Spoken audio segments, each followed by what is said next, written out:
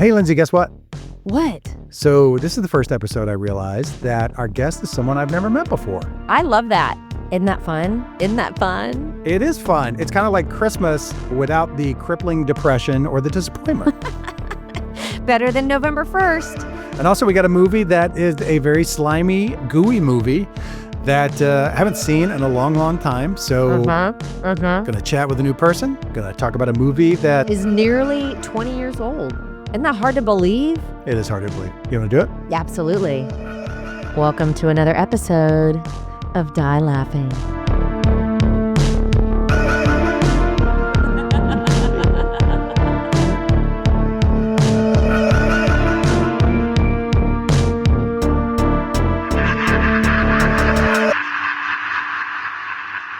Welcome back, everybody. Hey, Lindsey. Hey, Bart.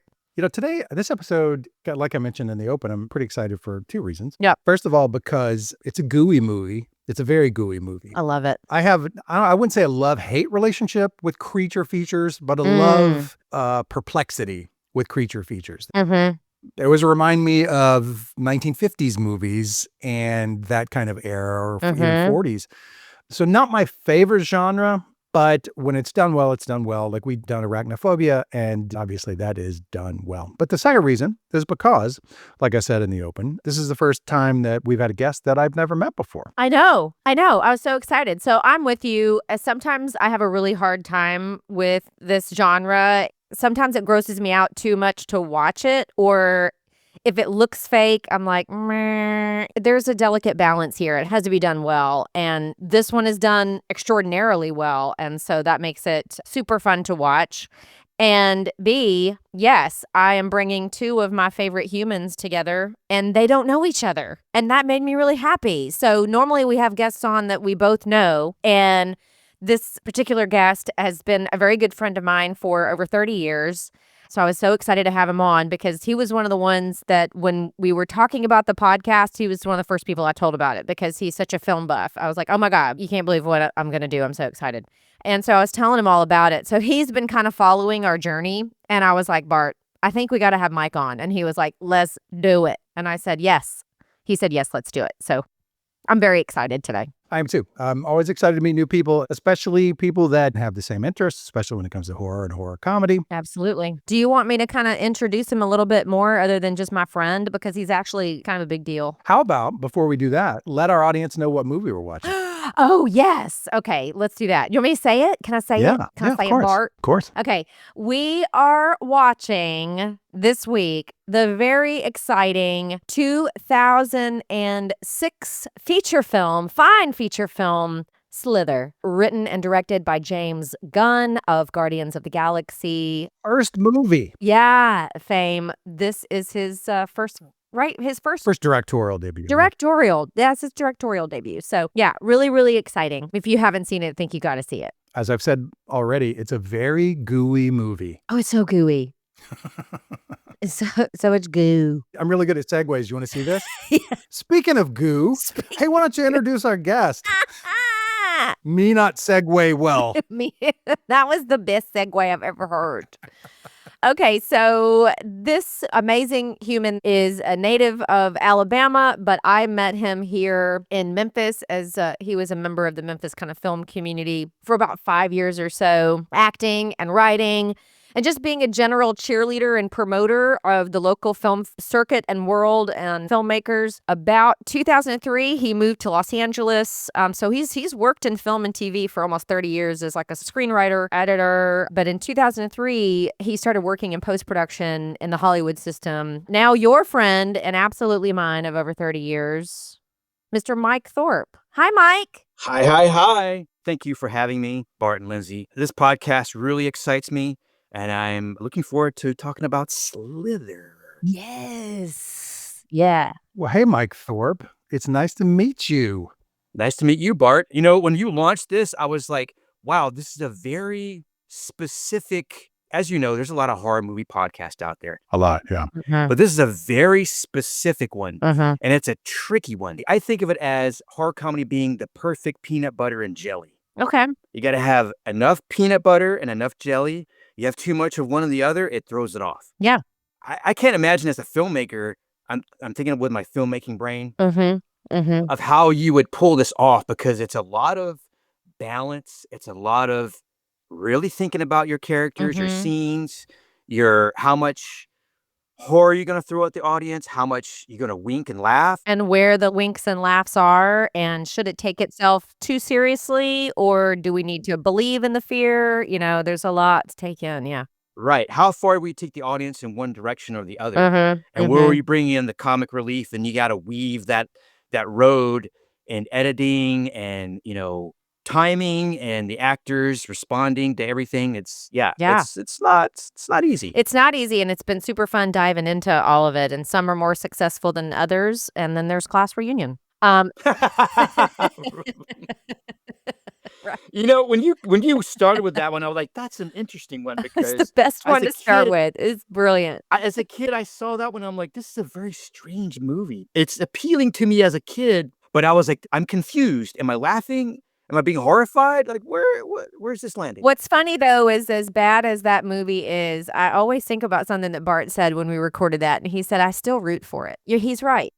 You still root for it as a film. Right. I thought, you know what? If we're going to do this, let's do some films that most horror podcasts don't cover. We could easily go, hey, here's episode 1, Evil Dead 2, Evil Dead 2. Dead by God. Right. Yes. Right.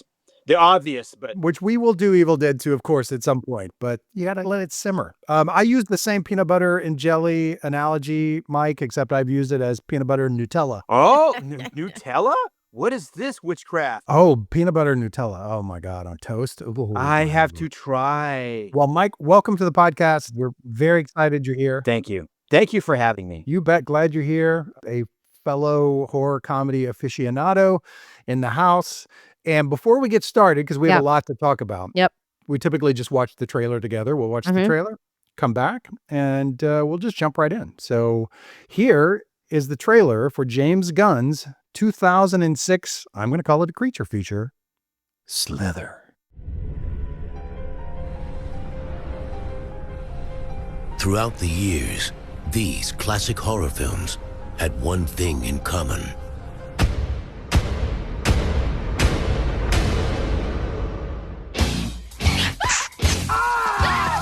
From Universal Pictures comes a film so shocking, We've got a real problem here. so disgusting, Don't let him in your mouth! it will change the face of horror. They're doing things to people, turning them into some kind of monsters.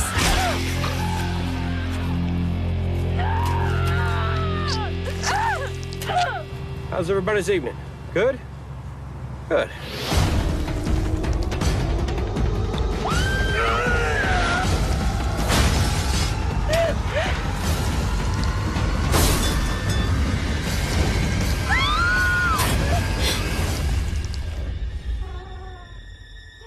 Something's wrong with me. Slither. Have you ever seen anything like that? Me neither. I watch Animal Planet all the time. Yep. I remember first time I saw it, I thought that seems unique, a little witty. I'm going to go see that. And I saw it the first week it opened. Wow. I was unfamiliar with this movie. I have to confess, I tried to watch it about a year ago, but I was watching it on my lunch break at work. Interesting. Yes, I had to stop it, and I'll tell you where when we get into it, but I was like, and I never came back to it, unfortunately, but I'm glad this was a great opportunity to watch it again, so I was really excited. Yeah, it's great. And it's fun to watch, some of these actors in this movie are so good and some of my favorites. So Yes. it's fun to watch them Oh, in yes. roles like Oh, this yes. where you don't really normally get to see them like this. So it's fun. Absolutely. Well, let's jump right in, shall we? Oh my God, where do we even start? Where do we even start? Where Let's do we even start, Lindsay. Let's start at the beginning. At the beginning. Okay. Opening shot of the movie, we see a meteor blazing through the sky, coming towards Earth. Right after that, we see a couple of local cops. Wheelsy, Georgia is where this thing takes place. I remember I saw Wheelsy and I never heard Georgia, but I always thought, is this Tennessee? It feels like Tennessee or Arkansas. It's South Carolina. Oh, it's Really? South Carolina. Yes, it Yeah. is South Carolina. Yes, Mhm. that is correct. No matter where it is in the South, all of the accents were incorrect. Correct. They always are. Yes, I don't yes, care what always kind are. of film it is, you know? That's Jenna Fisher's same Southern accent that she used in Walk Hard, the Dewey Cox story. Oh, yeah. Oh, I didn't know she was in that. Mhm. Interesting. Okay. I think this was the first movie I ever saw her in. I didn't know it at the time, but now watching it again 20 years later, it's like, oh, it had to be the first thing I ever saw her in. Is this Well, she pre was- The Office? Yeah, yes. Had to be, and it Okay. had to be Uh-huh. pre-Walk Hard, I would assume, as well, because I think she was Well, already in the office okay. when that They came out. were, yeah, so she was married to Gunn at the time. Had no idea. And Mhm. so she was not originally part of the cast. So the actor that had her role asked to be released from his contract because he had an offer to shoot a pilot. So Gunn let him go and swapped the character. It was supposed to be a guy. So swapped the character's gender, added some lines. And so by the time it was released, she had become very popular from The Office. So it was filmed before, but yeah, so then The Office came out during that. So what I read, she was the one who went on The Tonight Show before the film opened. Oh, Mm-hmm. Yeah, Huh. she was married to Gunn at the time, so Okay. that's why she's in it. That's great. We meet the local police, Bill Party and his deputy Wally, and Bill Party's played by Nathan Fillion. Mm-hmm. Right after that, we get all the main characters just in the first 2 minutes of the film. Mm-hmm. yes. We meet our cops, then we meet the mayor, Jack McCready, played by Greg Henry. See, right away, he's a total prick. Anytime someone is such an obvious prick in a movie, especially in the first 2 minutes, like, oh, they're building this so we can They're gonna die. enjoy your death. Yeah. Exactly. Exactly. You're about to be taken out. McCready, did you catch the Easter egg with that name? Yeah, Kurt Russell. The Thing. Pretty dope. It did not get the grant. I didn't either. Yeah, why? So yeah, then we go to the local school and we meet school teacher Starla Grant, played by a very beautiful Elizabeth Banks. Ugh. Elizabeth Banks. Let's just let this breathe for a minute. Yeah, let's just let it breathe for a minute. How beautiful Elizabeth Banks was. She's kind of perfect, and I love it. I wonder where this was in regards to Wet Hot American Summer, because either this or Wet Hot American Summer was probably one of those two were the first films I saw her in. I don't know if you really want to know. What Hot American Summer was 2001. Oh, wow. So Mhm. it was there. Okay. What Hot American Summer was before. But she has done some amazing films. I mean, she was in W. She was in Seabiscuit. I'm absolutely obsessed with her in The Hunger Games. I mean, that's when I became a humongous fan of hers. I mean, I know she's done, she's 30 Rock and Pitch Perfect and all kinds of really great films. But man, she's so funny. The dimensions that she brought to Hunger Games, I thought were unreal. I've never seen a single Hunger Game. I'm obsessed with them.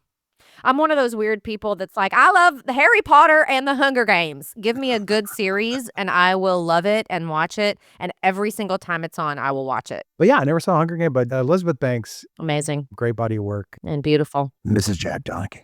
Yes. Can I say the kids, I think it's interesting that they chose not to put makeup on them. They have bad skin. And it looks like he casts local kids or something. Yeah, that's a really good point. So from that opening sequence until we get to this school when Elizabeth Banks is standing up in front of the kids teaching, I guarantee you 90% of those people are locals that he just, he had to. Yes. Because none of them have any lines, right? So he's like, we're going to just skirt this SAG issue and nobody's going to say more than 5 words.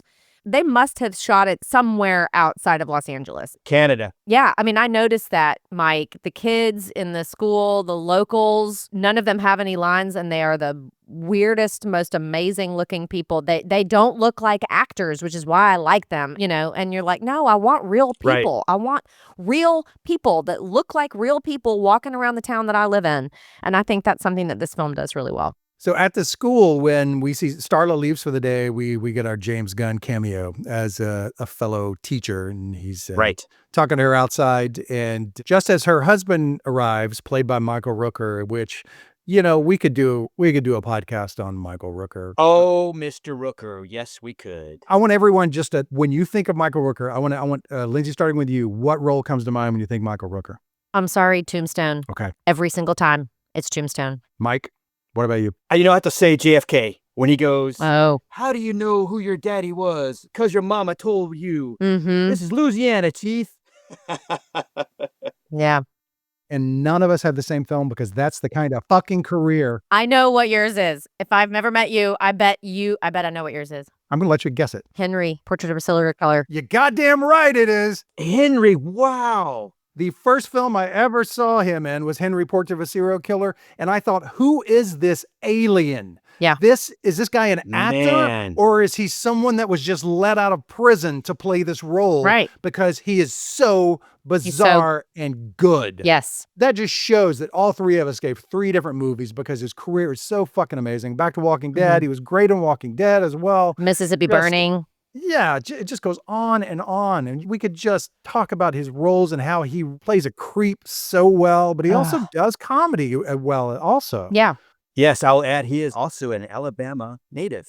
He was born in Jasper, Alabama. He relocated to Chicago and did some theater with a theater group, and then started doing small roles. And then, of course, Henry, Portrait of a Serial Killer. But he also, I didn't know this, is into martial arts. Oh, I He didn't is either. into a style of karate that encourages self-improvement. So he is also a martial artist. I love that. Is it called Up with People? I practice hand-to-hand up with people. Up with people. Yeah, he's great. And he's great in this. He's perfect for it. Absolutely. So he arrives at school. Right away, we see that he's a jealous husband as he takes Elizabeth Banks, his wife Starla, away from James Gunn and his cameo, thankfully. Oh, come on. Not the most camera-friendly. And at the school, we also find out right away that Nathan Fillion's character has a crush on Starla. So Bill Party has a crush on her. We also find out right away that one of the other deputies is a lesbian. And what purpose does this serve? None. Other than an excuse to make lesbian jokes peppered throughout the film. I didn't catch that. I didn't catch it the first time I saw it, but the only reason they make her gay is to make lesbian jokes for a few times throughout the film, which it would just be out of the blue. And her character's not really developed. I can't even name you what her character's name is. Name is no idea. Yeah, I think that they thought in 2006 we're going to do something really different and interesting and try to like bring light to it and talk about it, but it just didn't work. Yeah, I didn't think it did either. It was there to be a joke. Yeah, and it's not funny. 4 to 6 jokes. Yeah, I didn't think it was funny. Not funny. So back at the Grant house, which is Grant. Grant. His name is Grant. Why? Double Grant. Maybe that was G.G. Allen's first name. Was he Grant? I don't know. Grant Allen? Is it just because they were like, this is just going to be funny and silly, and so we're going to call him Grant? I guess. But back at the house, we see things aren't exactly rosy with Starla and Grant. And he's ready for a little friskiness, and she comes out of the bathroom in hair and rollers, which Lindsay has. That hair does not require rollers, right? Because we see her hair the next day. It does not. And no one's done that since the 50s, I don't think. So it kind of threw me off a little.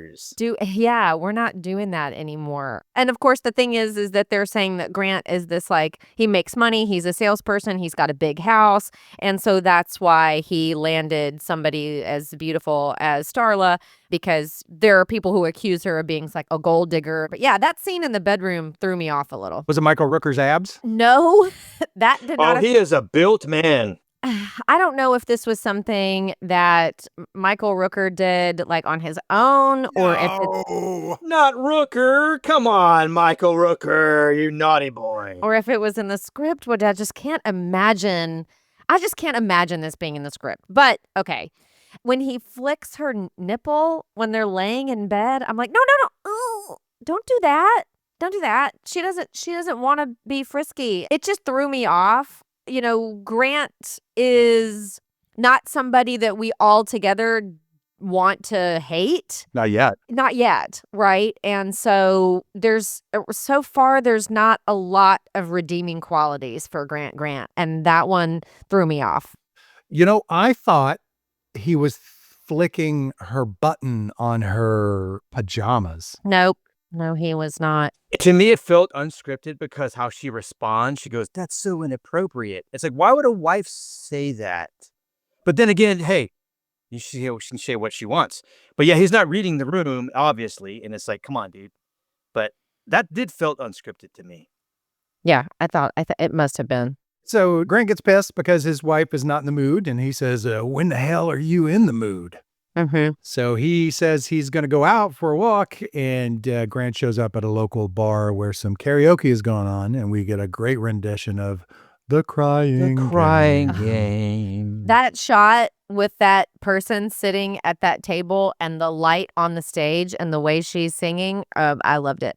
It was awful. It was amazing. At the bar, Grant is approached by Brenda Gutierrez, a woman he went to high school with, who's always had a crush on him. And we cut to immediately Grant and Brenda walking through the woods drunk, and they start making out, but shows a little loyalty to his wife. So there's at least one good trait to Grant.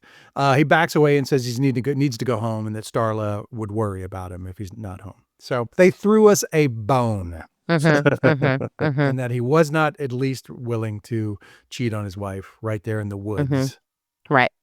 So he decides to go home. So he's heading back towards his truck, and they see the pod that we saw earlier from the meteorite has hatched, and it's all covered in goo. And he does what anyone would do, including Stephen King and Creepshow. He pokes it with a stick. And it shoots a wiggling little projectile into his stomach. And he starts convulsing. And I thought this shot was pretty rad because it just says, hey, just so you know what's happening inside of him. So we see an X-ray shot. The X-ray shot. That was cool. Of Grant's body. And we see that it travels up to his brain. Really good idea. Yeah. Great. So Grant goes home and immediately raids the fridge of all the meat. And I have to say, for two people, that's a lot of meat. That's a lot of meat, man.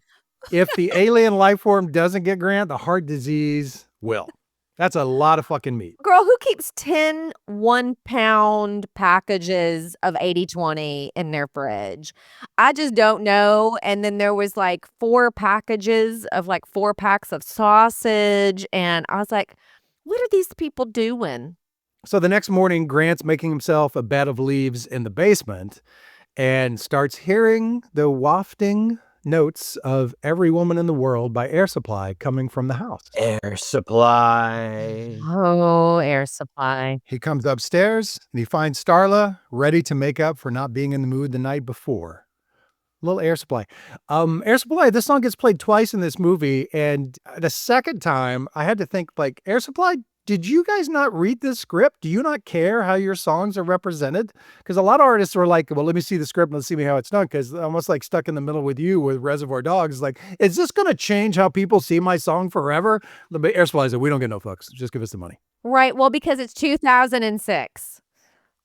So I'm sure they were like, we'll just take what we can get at this point. Yeah. Glad to have the income. Right. Exactly. They start getting intimate and a very 70s, 80s. They start to get it on and we fade out. The next day at school, Starla is all aglow from her Grant alien sex. No, it's that day. Oh, that was the morning? Oh, yeah, I guess that makes sense. The coworker goes, you slut. Yeah. Yeah. And then Grant goes to the grocery store and buys a truck bed full of meat. That's right. It's a surprise for Starla. He's throwing a party. That's right. A meat party. Yeah, you knew where that scene was going when he was talking to the butcher. Like, give me 4 steaks. You know what? I'm gonna make it 8. No, I'll make it 12. And it's like, you having a party? Yeah, something like that. A little something for the wife. Yeah. Yeah. Oh. So Starla comes home from work to see that Grant has put a padlock on the basement door. Grant is acting strange, even for Michael Rooker. He's acting strange. Yeah. Something's going on. So yeah, this threw me off because I did not understand that this stuff was taking place in the basement of their house. I was like, why is there a padlock on that? What is that? I don't think they did a great job of establishing the basement. That's kind of where his like hideout was, where he was taking all of this stuff. There must be a scene in there that was cut that they were just saying, well, they'll figure it out later. Yeah, I don't think she even says, why did you padlock the basement door? I think she just says, why is there a padlock on the door? That would have been an easier way to establish, hey, here's the basement, da-da-da. Or if you're going down there and randomly got a tool or something, you have to establish Or you just see him carrying some of the meat down there. He opens the bed of the truck when he gets home, but then it cuts immediately to her being like, why does this door have, a lock on it? Yeah, I think that's why I assumed it was the garage because Yeah. it cuts from the truck to him unloading the meat. But yeah, it was the basement. We're in the basement with heavy meat products. So while Starla's in the shower, we see our first glimpse of Grant's chest sausages, which I guess is really the only thing I can describe them as. They're alien tentacles that sneak out of his chest from time to time. Sausages. So he's standing at the shower, just staring at his wife taking a shower. She turns around, and then he turns around and says, "All right, I gotta go get something at work. I left something at work." And she His says, boy. Oh, "You're gonna be late for deer cheer." dear cheer. Why do we always have to portray the South like this in films? I mean, come on. I would assume there are towns where they are hunting. Where's James Gunn from? He seems like a California guy. I He's don't know where from Missouri, I think.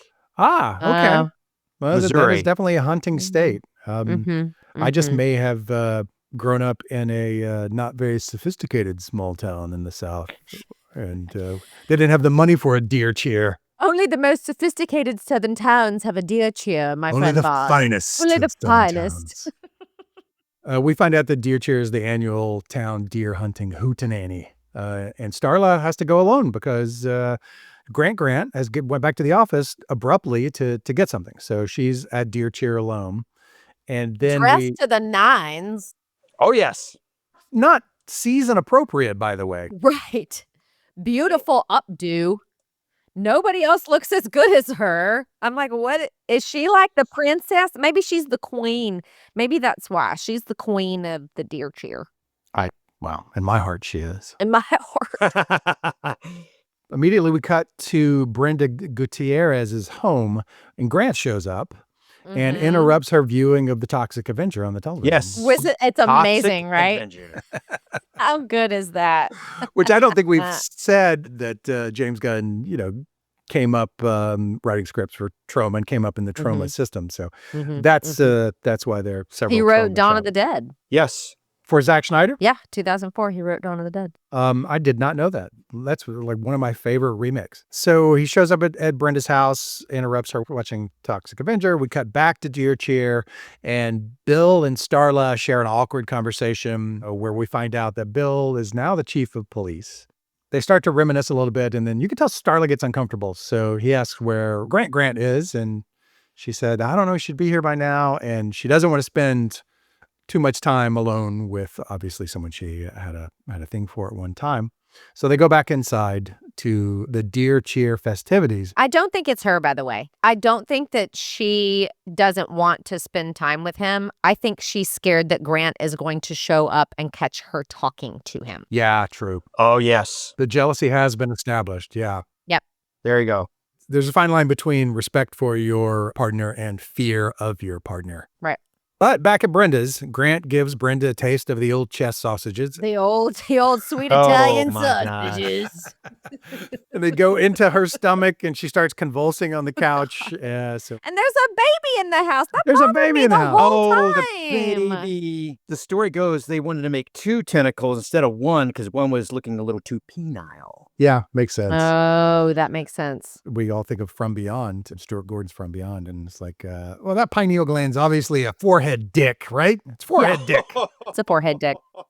So yeah, so much for her finishing Toxie now. Starla gets home from Deer Cheer to a dark house and finds Grant turning into something else. And he does not look his best. Again, even for Michael Rooker, he doesn't look his best.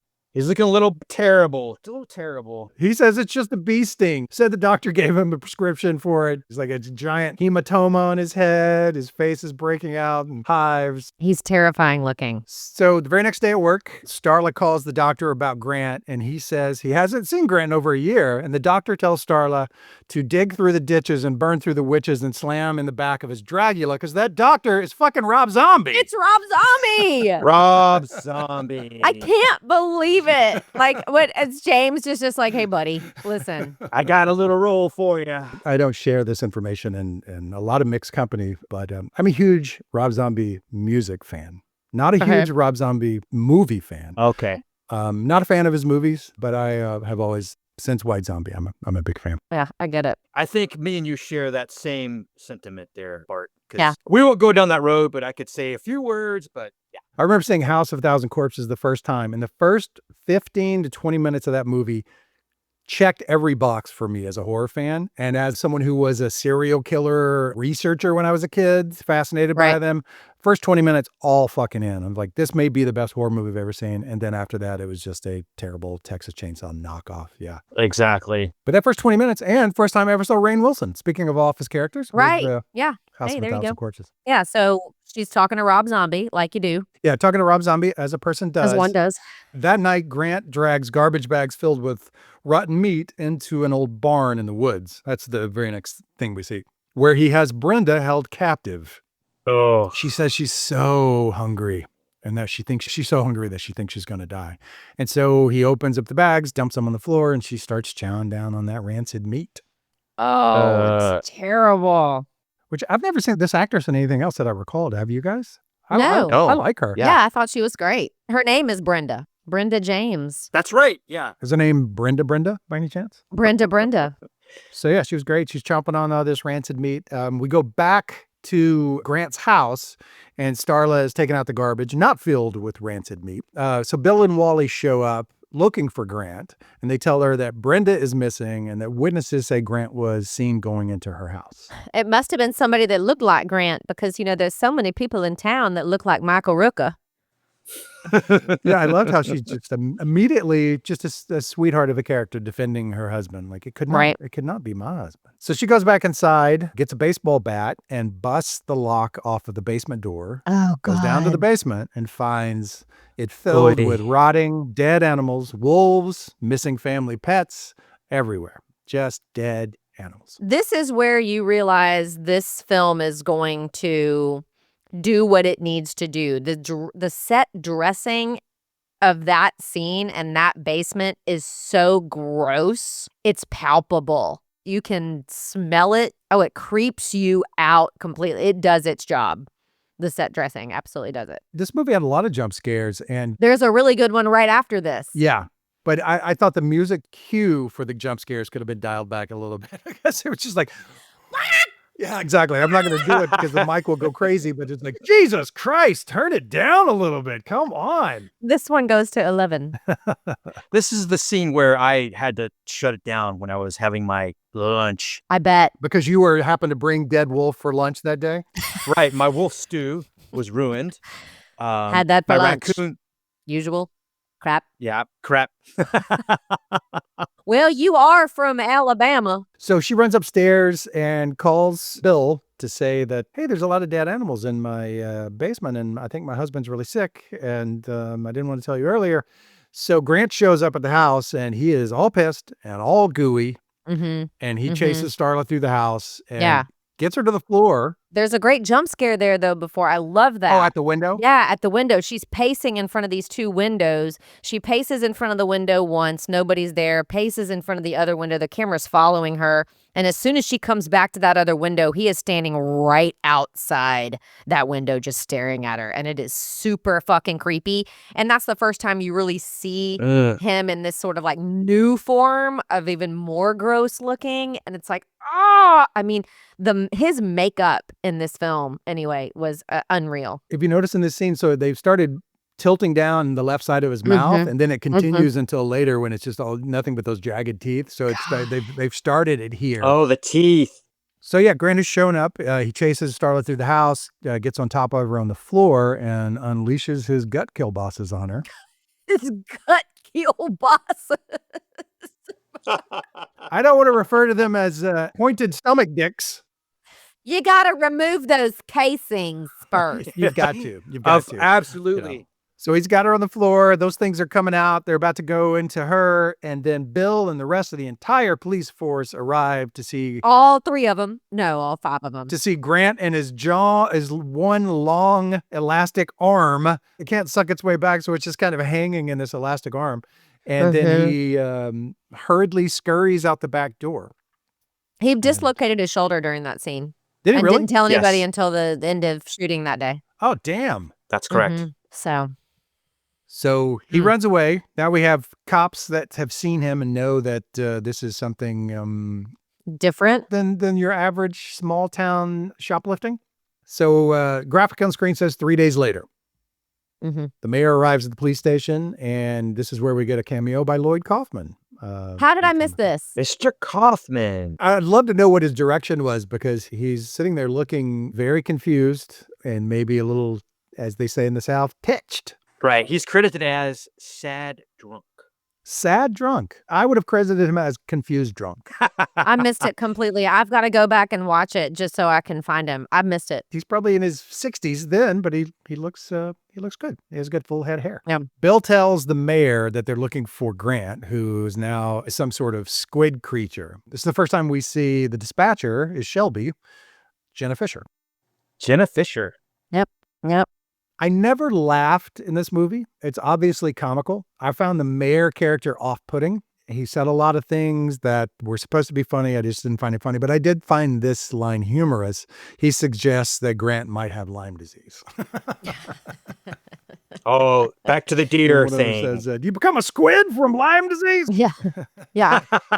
They get a call about more dead animals, and they decide to organize a posse to search the woods. They use their attack map, which is represented by squids. Squid stickers. The squid stickers all over the map so they can Oh my God. triangulate where the squid attacks have occurred. So they're going to go on this posse, and Starla shows up and says she's coming along because this is her fault. She should have seen the signs. She should have seen the signs that her husband had been impregnated by an alien life form.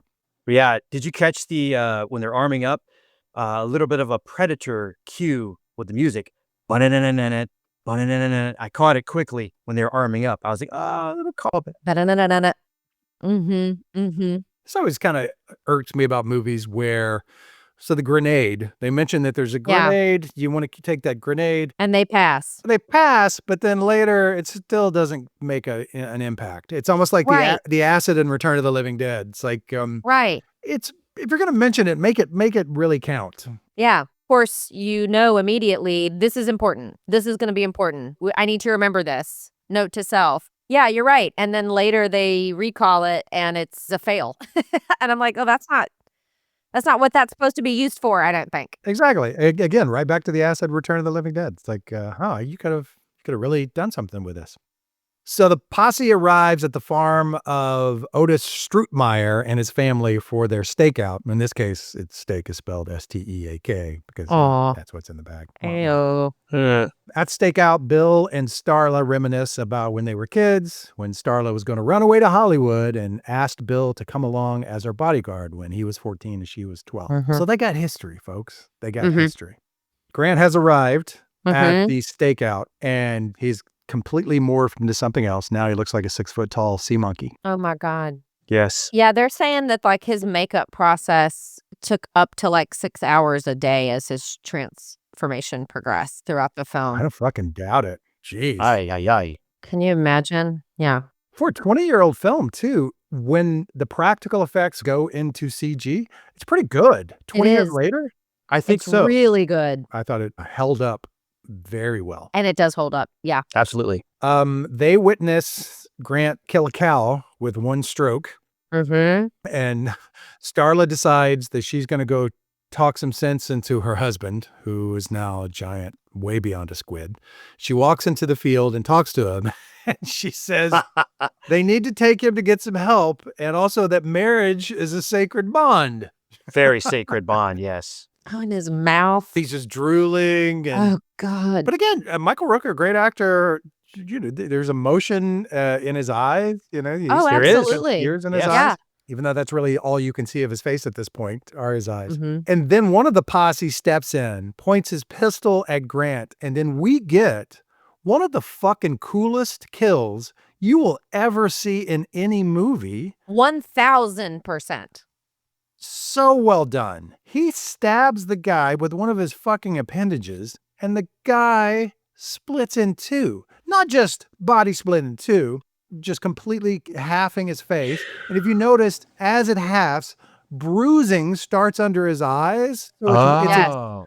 it's Yes. so well done. It's so well done. And even as his face like starts to part, like he can feel it. You see the actor like feel it. He's not dead yet.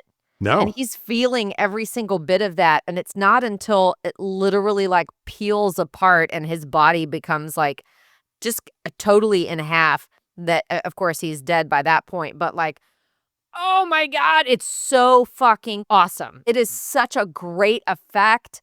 I was blown away. He's disemboweled at the end. Yeah, everything just spills out. And you realize at this point that you're into some body horror. Body horror. Here we go. It's really not until then that you realize the danger that they're all in. So Grant scurries away into the woods with the posse hot on his tail, and in this case, literally his tail. They follow a trail of slime through the woods that leads them to the old barn where Brenda's being held. They go inside. There's Brenda. Brenda has let herself go, to say the very least. She's essentially a head on a giant zit, is what she is. Oh, No, man. that doesn't even give it justice. She was a meat balloon. She was a meat balloon. She was a meat balloon. Which, that was So my this- favorite band in college, by the way. It Meat was, Balloon. yeah, exactly. Apparently, this took weeks to design, and the prosthetic weighed over 600 pounds. Jesus. She was an absolute enormous meat balloon with a face in the middle of it. She's like, something's wrong with me. Oh my God. She's like, I'm so hungry. Can you hand me that possum so I can take a bite? My God. Poor Brenda. Still alive. When I saw that shot, I had a callback to Rick Moranis in Strange Brew, where he drinks all the beer Oh. and it becomes the I beer got a balloon. pee so bad I can taste it. Taste it. Mhm. I got a whiz to throw. So yeah, she's a head on a big meat balloon. Oh my God. And Bill suggests they get her to the hospital. And Wally's like, what the hell's the hospital going to do? And she starts cracking up. And then Bill says, the bastard led us here. And then Brenda explodes. And they're all covered in thousands of gooey duck-sized worms that just start crawling in every mouth that's open and available. These little Yeah. slug-looking things just Yeah. crawling everywhere. And there are thousands of them. Thousands of them. So Bill covers Starla's mouth and Tells the lesbian cop to cover her mouth. cover her mouth. I guess they're young worms. Young worms, be free tonight. So they don't really know what to do, so they give up quickly. They can't get a mouth, so they just scram, and they all just head off into the woods. But the rest of the cops they get into. So you see them going into the mouths of the other cops, and they get everybody but the mayor and the lesbian cop, and then Starla and Bill. Yeah. So they're the four that have not had a worm go into their mouth. Mhm. And then we follow the worms as they arrive back at the Strootmeyer house, where daughter Kylie is taking a bath. And this is that shot that's in the movie poster from her in the bathtub. So she's in the bath. First, we see a worm on the window, and then we see a worm in the water. She's got headphones on, her eyes are closed, and one's swimming towards her in the water, and then jumps into her mouth, but she's fighting it. So she's out of the tub. It's trying to get in her mouth. It's halfway in. She's trying to pull it out, but while it's in her mouth, she gets a glimpse of the creature's existence throughout history, and also sees everything that Grant has seen since he's encountered this thing, which I thought was a pretty rad device. So that way we see the origin, seeing where it's been throughout history and in other worlds. So this thing has been around, much like Alien, much like The Thing. This thing predates humans and has been around doing its thing. So she manages to get it out of her mouth and quickly discovers that her mom, dad, and then after that, her little sisters weren't so lucky. James Gunn gives no fucks about killing kids. There, I said it. Those little daughters are just convulsing on the floor. You think he's going to save them. And then she opens the door and there they are just flopping on the floor with worms going to their brains. The house is being overtaken with the worms. They're crawling everywhere. And Kylie has no choice but to jump off of the roof. And it was a long, hard fall. It was. In one wide shot. Ouch. They didn't cut away. They Ouch. just- yeah. No, they didn't. Back at the barn, Bill can't get a hold of dispatch. And the deputies who just recently got worm oral are all unconscious on the ground. Bill goes on foot through the woods to go back to the Strootmeyer farm to call for help. And in the woods, sees a deer overtaken by the worms. So they're anything with a mouth hole, they're going for. At the barn, the mayor's ranting. And this is one of those I just didn't find, most of it I didn't find entertaining. It just, I guess they're reiterating that he's a prick. And then he also calls the gay officer lesbo, which I guess is to also reiterate that he's a prick. But they just felt gratuitous. Like, I got a box full of lesbian references I want to use. Yeah, I think there is something key that he does say here, because the officer, they're like checking and like, well, are they still alive? And Starla says, yeah, they're still alive. And she says, well, thank Jesus. And he's like, well, what in the hell does Jesus have to do with any of this? Like, what do you mean, thank Jesus? Like, that kind of made me laugh. And it sort of like harkens back to sort of, I think, some of the points that I think they're trying to make in this film. Anyway. Here's where that jump scare that really got me. I can't remember what Starla is doing in the foreground, but in the background, Wally raises up into frame. And I literally went, oh, Jesus. And so he raises up and he starts talking to her. And this is when we find out that any of these people that have been turned, Grant can speak through them. So Grant starts speaking to her, apologizing for attacking her and for taking Brenda. And then all of the deputies wake up and we see that he can speak through any of them. So any of the people that have been turned from him, he can speak through them. He can see through them, which is a pretty cool device. It is cool. Yeah. Back at the Strootmeyer house, Kylie gets into her father's truck. Of course, there's no keys. Why would there be? Her family attacks her while she's in the truck.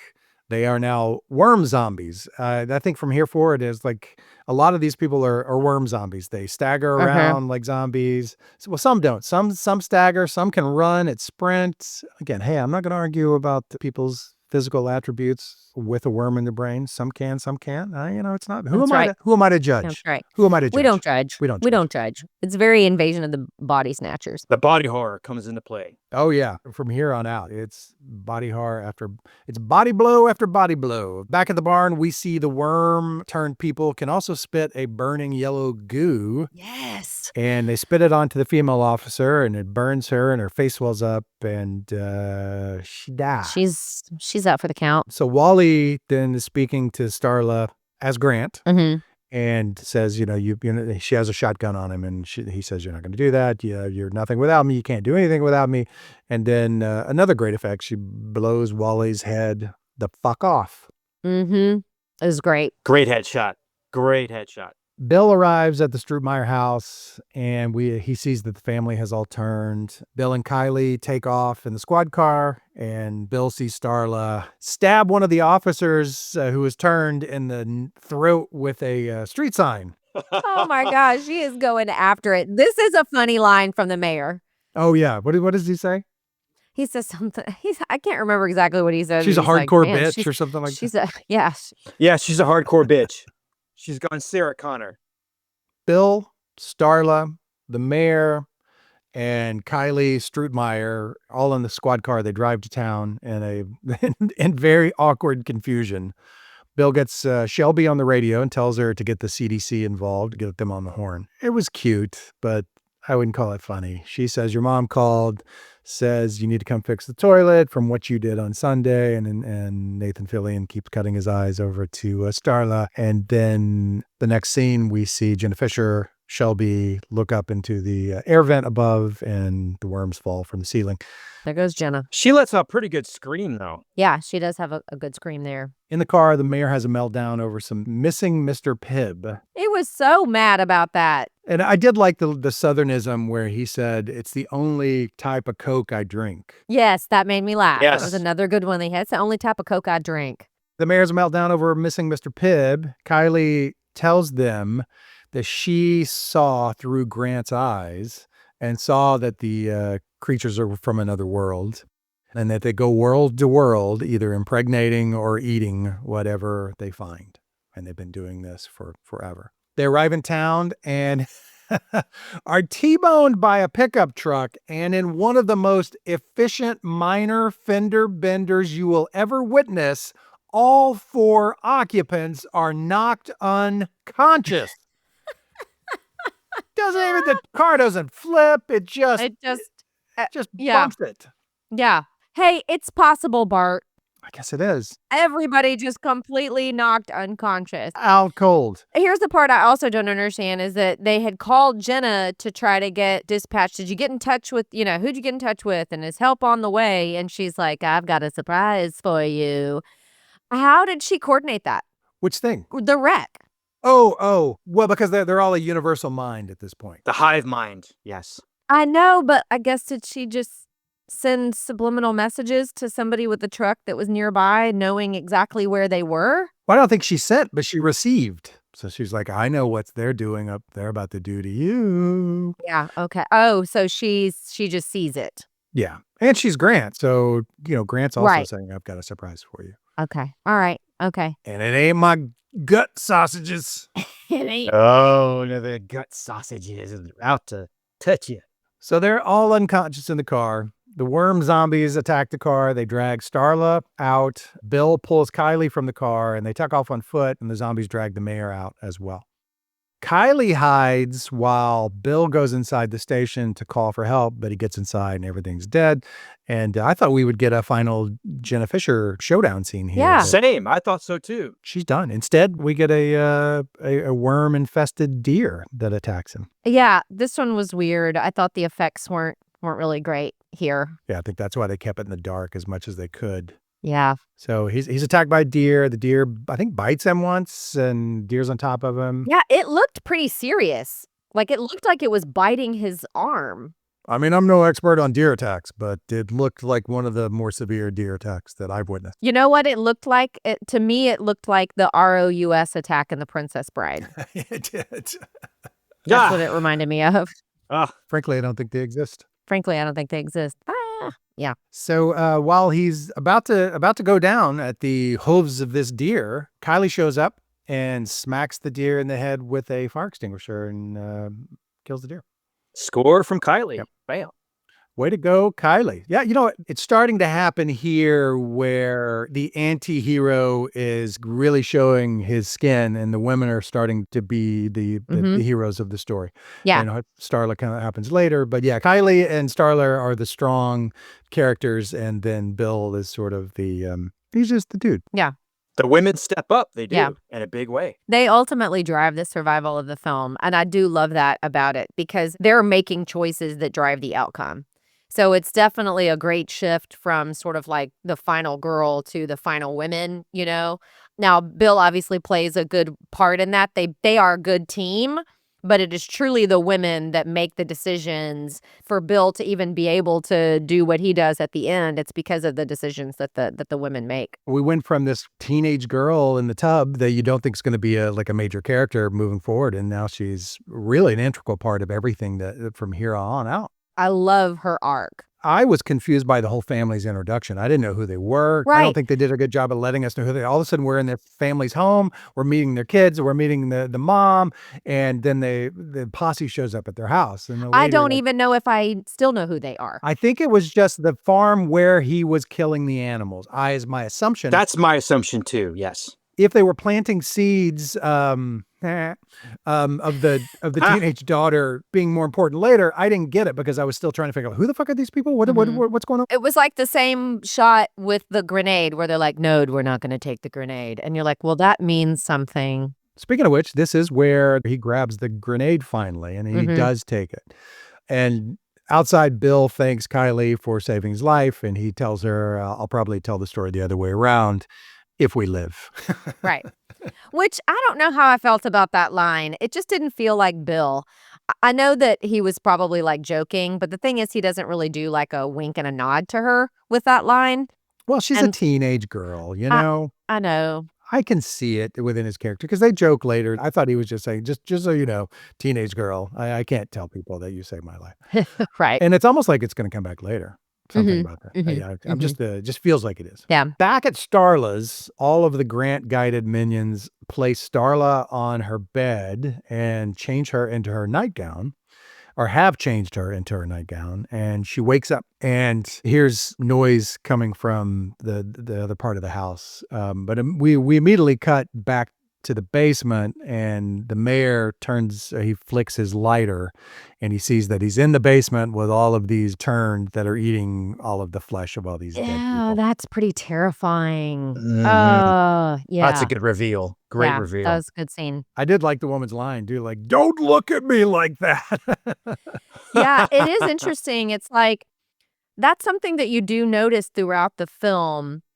As people are turning, I would say maybe except for the cops, but as people are turning, people begrudgingly become a part of the hive mind. Even Grant was apologetic about it at Exactly. first, yeah. Exactly. And you see it with the mayor layer, and you see it with Brenda. And I think that's part of the horror, like how much of them is still fighting the alien consciousness Right. overtaking You're right. them. You're right. Because back when Starla's trying to recoup rejecting him, he starts crying. And it's like, is that the alien? Or is that Grant? Like, what's happening there? Mm-hmm.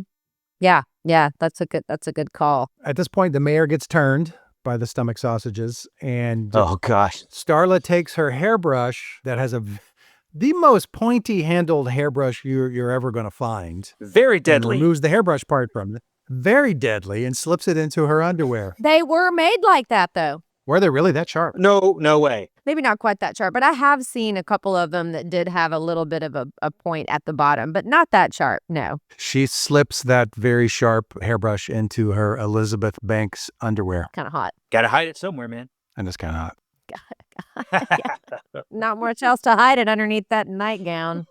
Outside the bedroom, we see Grant's tentacle turn on the stereo, and again we hear air supply. Air Supply rocking again, getting everything in the mood. And this is where I was talking about, like, did Air Supply not approve the script? Because we get to hear Air Supply where we see the mayor eat his first human being. It's like, are you guys good with this? Yeah, sounds good. Sounds good to us. I mean, that's actually what we had in mind when we wrote the song. It was about a man eating every woman in the world. They're like, meh, works for us. So Starla leaves the bedroom, walks out into, I guess it's the living room / kitchen, I guess the kitchen.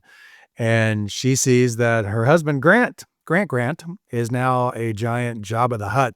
And Oh my God. it's stretched all over the ceiling. The ceiling, the floor. It takes up everywhere.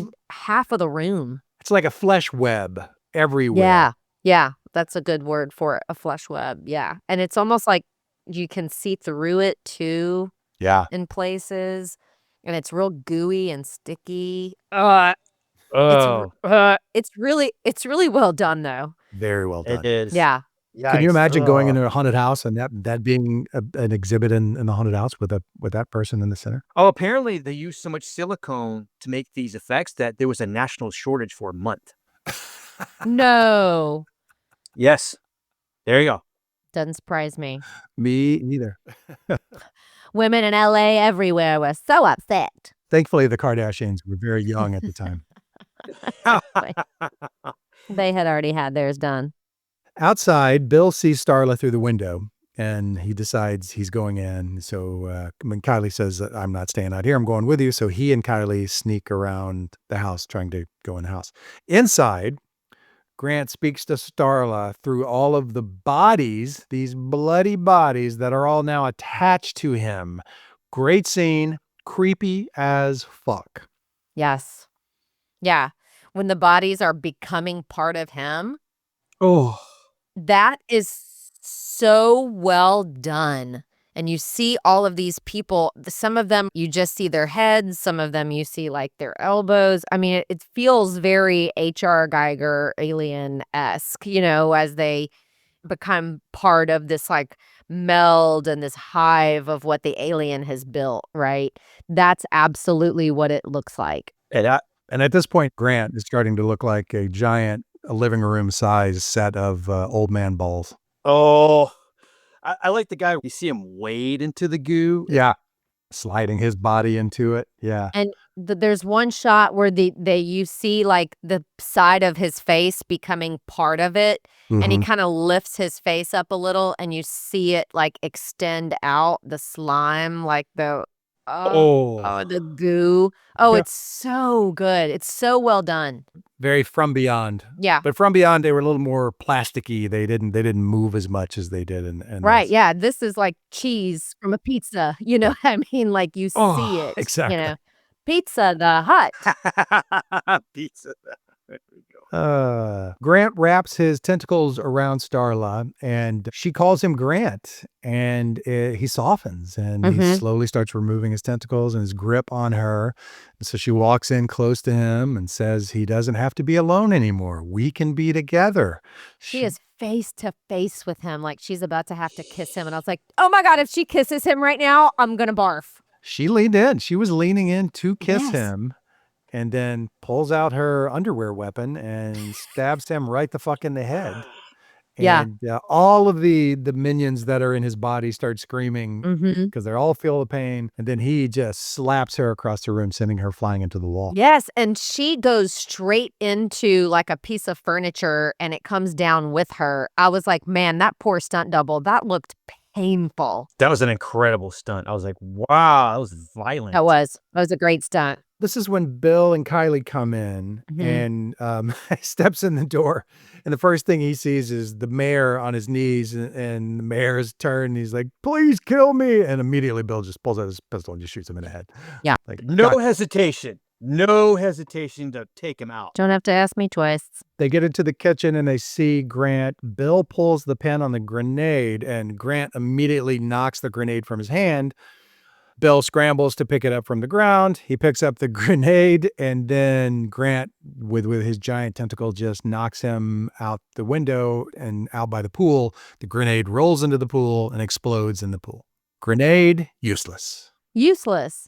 Why did we do all of that lead up to the grenade? Can anybody answer that? I guess it's a red herring where they thought it would be the one thing that was going to destroy him. And then So then when it doesn't, you think, oh God, now what are they going to do? it's hopeless now. Yeah. Mm-hmm. Hopelessness. This feels like the highest budget trauma film that you've ever seen. That's what it kind of feels like to me. It feels like a really well-made trauma film with a lot of money. And some of the script and the campiness and silliness of it kind of feels like trauma. I think so too. Maybe James Gunn had this ready to go for trauma until he got to Golden Circle Films, I believe. I was wondering that too. Grant throws a couch at Kylie, and the couch just knocks Kylie to the ground. In fact, we just assume that Kylie's done for at that point. And then he sends his tentacles out the window and sticks them into Bill's stomach. So he's got those two pointy tentacles stuck in his stomach. Bill is able to pull one out. And next to him is a propane canister and it's leaking. So Bill pulls the one tentacle out, shoves it into the nozzle of the propane canister, and the propane starts going into Grant's body. Yeah, that was just the Mary Poppins canister, wasn't it? That just kept going and going and going and going and going. A lot of It must have propane. just sprung a leak. Grant then pulls Bill back into the house, and while he's on the floor and one of the tentacles still in him, he tells Starla, shoot him. And Starla grabs the gun from the floor, points it at her former husband. He looks at her like, are you really going to do this? And she shoots Grant, who is filled with propane, and he explodes everywhere. And now all of the worm zombies are dead. Yeah, you see them all. They, do the shot of all of them headed towards the house to become part of the Grant blob, and they just fall down. So I think it's a great effect. Yeah, I like seeing all those people fall. I think you're right. If they had snapped into consciousness and been like, where's the family now that I've snapped out of it? I'm sorry that everybody's dead, but it still was the right thing to do. I think so too. Yeah, my first thought would be like, so that worm is dead in your brain now? So now you're Robert Kennedy? So Bill is barely alive, and Starla helps him up. And Starla, Bill, and Kylie walk out into the yard, and they see that everyone's dead. All their bodies littered everywhere. And Starla says, I bet you regret not running off to Hollywood with me now. And Bill says, hell, Starla, I always regretted that. So that sentence tells you they're just going to be fine together. Just fine. I personally thought Bill was a goner. I was like, well, Bill's going to go down and it's going to be the end of Bill. But it's because of what Kylie says that makes you realize that Bill's going to be fine. She says he's going to be okay because both tentacles have to go inside of you in order for everything to take effect. And just one officially completely went inside of Bill. So that's how you know Bill is gonna live. So apparently you gotta have both sweet Italian sausages go inside you. One in the pink, one in the stink. Oh, You gotta have the whole casing go inside of you, Bart. the double finger. No matter where they go, in the pink or the stink, they both gotta go in. I've said my entire life, I'm a 2 sausage guy. What did you call it? Gut kielbasa's. Calabasa? Yeah, you gotta have both gut kielbasa's go inside of you for it to take effect. Uh, Oh my God. and we get a call back here. Kylie tells Starla how Bill saved her from a deer. Mm-hmm. Mm-hmm. Yeah. So that's how that happens. And then we kind of pan out. well, first, Bill says the hospital's a couple of miles down the road, and he's got this big gash wound in his. And then they Good walk Lord. right past trucks and cars that they could drive to the hospital. But I guess James Gunn really wanted that crane shot, so they're on foot, going to walk a couple of course you miles to the pay for hospital. Gotta pay for that crane shot. Yeah, nice, pretty. It's pretty. They can't magically get access to those keys. And, and they just don't have time to check. We're just going to walk on by. I'm no doctor, but they say extreme exercise is really good for massive stomach wounds. So maybe that's what Absolutely. It was. Just got to Yeah. walk it off. Yeah. Yeah. Walk it Mhm. off. Salt pill. Take a salt pill. Take a Take a salt knee. Oh my God. So that's it. End of Slither. That's the end of the movie, except for Mhm. after the credits, there's a shot of a cat walking up to the remains of Grant and sniffing it, and we see a little wiggle in the remains, and then the screen goes black, and you hear a noise, and the cat screams. So Yeah. it's not dead. It's not dead. It's not dead. I'm not quite dead yet. Still Slither. So yeah, that's it. Mike, what we typically do is ask a few questions and sort of fill in any gaps that we may have had. At this point, I'm usually sick of hearing my own fucking voice, so I would love for Lindsay to ask these questions. Yeah. So on a scale from just straight up horror to full on comedy, where does this land for you guys? How does it strike the balance between horror and comedy? Where does it land on the meter? More comedy, more horror? Where's the mix? I think for me, it goes straight horror. I mean, there's a little bit of comedy, but I think with the body horror, and especially with the kids in peril, that to me is where it tips the needle. I say 70 horror, 30 comedy, because mainly the comedy is how people are reacting and some one lines. And then, of course, Starla stabbing the shit out of that guy with that street sign. And then the reaction of Kylie is like, yeah, I think with the goo and the grotesqueness of Grant and, the things that are happening to the townspeople and how everyone's being absorbed. Yeah, I think that's the horror mail that really comes to the surface more than the comedy. Yeah. I 1,000% agree. I would even go more. I think it's probably 90-10. I think it Oh, okay. I think it's way more. I do think that the lines that are funny to me are funny. I mean, it doesn't necessarily have to be like laugh out loud funny, but there are some really funny moments, like Right. you're saying when Starla is stabbing that guy or, I mean, there's some funny moments. But I mean, I think it's truly 90-10. It's pretty horrifying. Even I think Fillion had recalled Gunn telling him, we're making a funny movie, but we're not making a comedy. Right. And so I think that kind of speaks to where he wanted it to land too. And I think he exceeded there. I think it's far more horror than comedy. What say you, GB Shannon? Yeah, what say you, Bart? Well, I agree with both of you. I'd go 80-20, but it's definitely more horror than comedy. I always think of the scene where they're at the stakeout and we see him in the field where he kills that cow. And at this point, he's like 4 feet tall because his lower half is like a squid. And so I say silly, but not silly in a that's dumb way, but silly in a I can't be frightened by that way.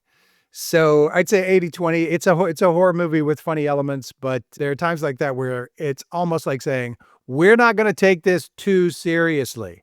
He's 4 feet tall. Even though he can kill you and cut you in half, this is how he looks. He's not 11 feet tall. Had he grown massively at the beginning, it would have been totally different. But he's not threatening enough for his wife to even be too scared to walk out in the field and talk to him after he just murdered a cow. Right. So yeah, I'd say Right. I'd say 80-20. Yeah, gotcha. Okay. So if you're trying to get this movie greenlit or just trying to convince a friend to watch it, what would your elevator pitch be? This is always a good one. Yeah, this is fun. I said a snail trail of an alien invasion movie with sprinkles of humor to delight horror fans. Oh, I like that. That's good. I like that too. That's a good one. What do you think, Bart? I'd say it's a gross out creature feature that never takes itself too seriously. Mm-hmm. Yeah. Yeah. Yes. I threw a little shout out to Jenna Fisher in there, not because of her accent, but I said it's The Blob meets The Office, a love story gone wrong with alien slugs, small town chaos, and way too much meat. Meat. Truck beds full of meat. Full of meat. Full of it. Going to have a big old barbecue.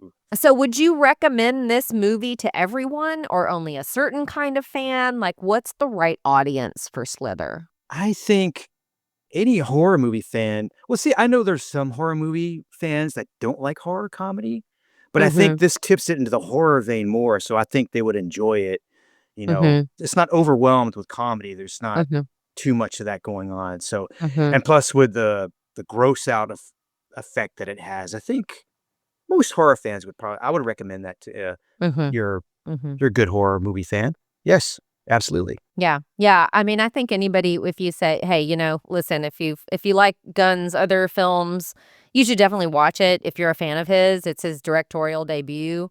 But I would have a hard time, like I think about certain friends of mine, I would not say, oh my God, you have to watch this movie. It doesn't have the watchability like a Shaun of the Dead, where I would recommend that to literally anyone walking on the face of the planet, right? You have to appreciate sort of dark humor, but you have to have a high tolerance for gross out horror. Oh, yes. For me, there's so many of my friends that don't have that tolerance. They would turn it off. As soon as his arm wraps around her, I think they would be like, okay, I'm done. Or the basement scene, like when you lost your lunch, that would be, okay, we're turning this off now. Can we put on something else? Can we watch When Harry Met Sally? I did. I just think it would.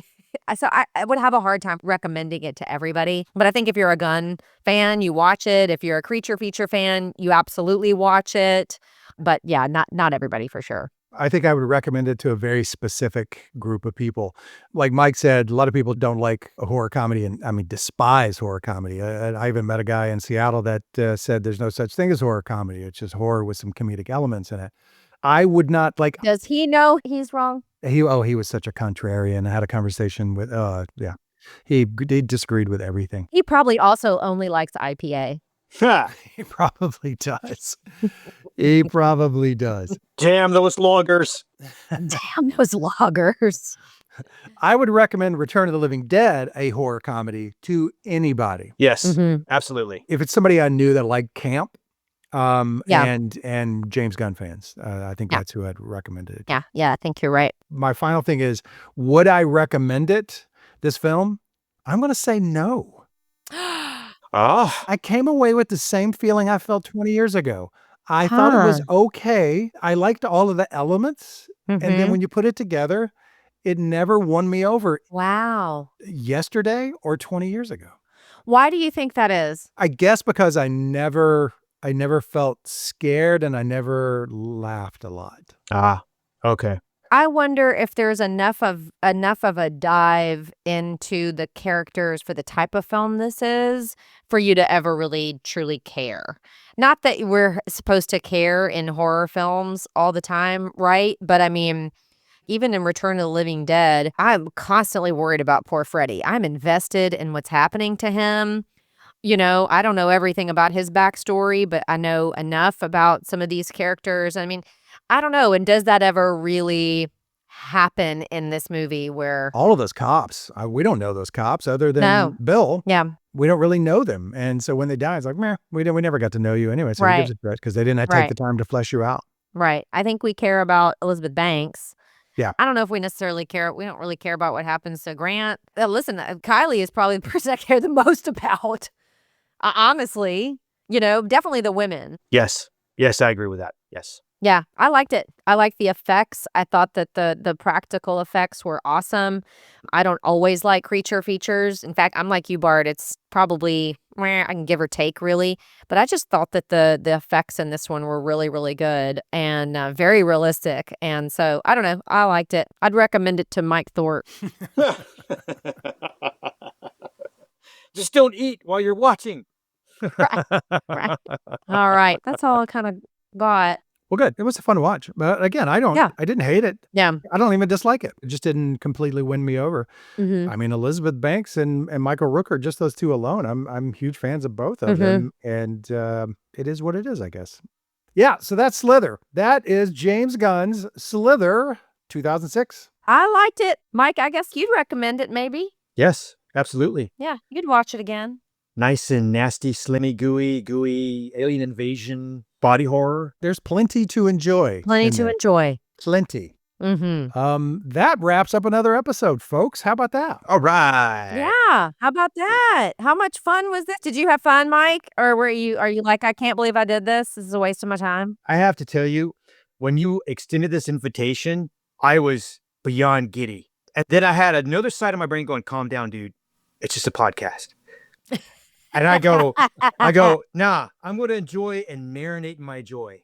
Never deny yourself joy. Good. Never, ever. That's right. Well, we were excited to have you on for sure. I Yes, mean, thank you so much. You're a film aficionado, so we definitely were excited to have you be a part of it. Awesome. Yep, absolutely. Yeah, it was great meeting you as well. Yes, Bart, nice meeting you. I hope that the podcast keeps going. I'm going to be listening at every episode. I appreciate it. I was telling a friend recently, you should listen to this podcast I'm doing. I said, yeah, I know, before you even say it. Saying I have a podcast now is like saying I'm a DJ in the early 2000s. Yes, I know. Yeah. Everyone in the grandmother's got a podcast. Liz Lemon's boyfriend selling pagers. But, what's funny is that I feel like this is like, I think we're over the hump now, right? Where people are less annoyed by it and go, oh, okay, well, that's cool. If you're starting one now, it must mean it's good. Yeah. Right. I literally tell people like on planes that I'm on, if I strike up a conversation with them, I'm like, hey, listen, I got this podcast you should listen to. Yeah. Spread the gospel. These poor random people I meet on planes. I was on the plane with somebody recently who said, you know what? It's funny. I've got a friend who I think would really love this. Like he loves this genre. And I was like, cool. So, you never know. Yes. Thank you for spending your Sunday with us. And I hope the rest of your day goes smashingly. And yeah, let's stay in touch. Oh, absolutely. And Lindsey. Thank you, Mike. Yeah, love your friend. Good seeing you again, Lindsey. Yes. Love you too. And I listen, we talk to each other almost every day anyway. So I'll talk to you soon. All right. Awesome sauce. Bye, friend. Bye, guys. All right, Mike. Hey, that was Mike. That was Mike. That was my friend Mike. I'm so glad the two of you got a chance to meet. I am too. I've known you both for the longest time. And your paths I knew had never crossed. But man, that was so much fun having two of my favorite people hanging out with y'all. That was fun. That was our second creature feature that we've done, with Arachnophobia being the first one. Arachnophobia, in my opinion, far superior film. Well, John Goodman's not in Slither. That's true. Yeah, nobody had their own saxophone theme music in this movie.